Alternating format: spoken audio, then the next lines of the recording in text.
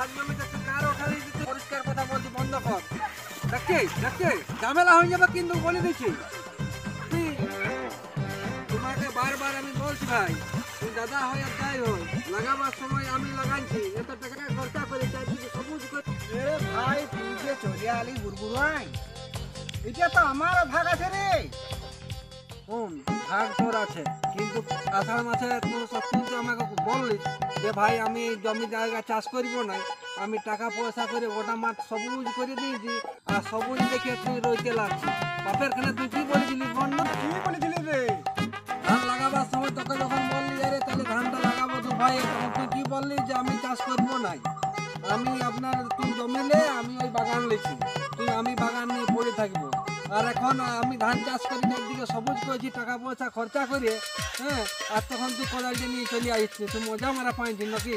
তুই হবে নাই, এই বছর যা করেছিস এই বছর আমি দিব না, সেই মাঘ মেঘে ভাগ হবে। এই ফসল ফলানছি আমি, এই ফসল আমি ঘর ঢুকাবো। তুই যখন অত বড় কথাটা বললিস, তাহলে এক কাজ কর, তুই এই 3 বিঘা জায়গাটা তুই এই বছর লে, আর আমি ওই যতটা বাগান আছে, চা আছে, কফি আছে, এই তোমার গোলমরিচ আছে, ওই 3.5 বিঘা জায়গাটা আমার, এই ওটা তুই না গোলাপ যাচ্ছিস না, নাইলে আমি কিন্তু আমার মাথা গরম হয়ে যাবে।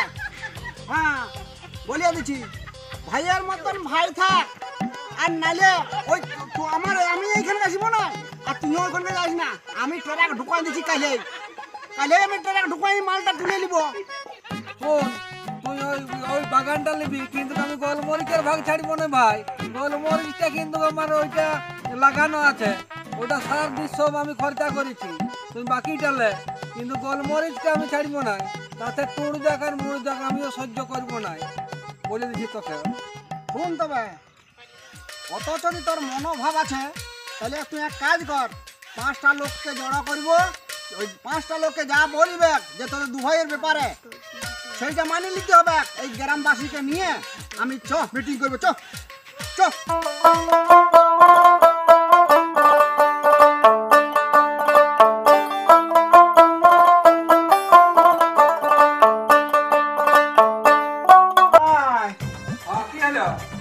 আসো, ওখানে মিটিং হবে, মিটিংটা হবে, সেটা তুমি আসো না। গ্রামে বাসিন্দা করেছ, গ্রামে আমিও বাসিন্দা আছি, তোমরা আসো, মিটিংয়ে যা হবে। জমি জায়গা হয়েছে আমার, এই যে আমার ভাই তোকে নিয়ে, হ্যাঁ ভাই তোকে নিয়ে হচ্ছে মিলামেশা করলে তো নিব। ওই 5টা লোককে নিয়ে করাই ভালো, ঝুট ঝামেলা করা ভালো লাগে, এখন কোথায় কেসা কেসি নানা কাণ্ড হয়ে যাবে, সেই জন্যই বলছি গ্রামে থেকে ঘেরা করতেই হবে। আসো, হ্যাঁ আসো। বলো, বসে আছো? হ্যাঁ বসে আছি। তোমার আমাদের একটা বিশাল ঝামেলা হয়ে গেছে। ভাইয়ে তোমার বিশাল একটা ঝামেলা হয়ে গেছে জমি জায়গার জন্য। তোমার বলছে যে 3 বিঘা ধানের চাষটা বলছে আমি একাই নিব, আর আমার যে গোলমরিচ আছে, কফি আছে, তোমার এই খুবই আছে, তো ওটা 3.5 বিঘা বটে, তো বলছে গোলমরিচটা আর আমি বলছি আমি দিব না। তো ওইটা কি কথা হয়েছে, তুই 3 বিঘা চাষ করে দিবি, ঠিক আছে, তুই বলছিস সবটাই দিব।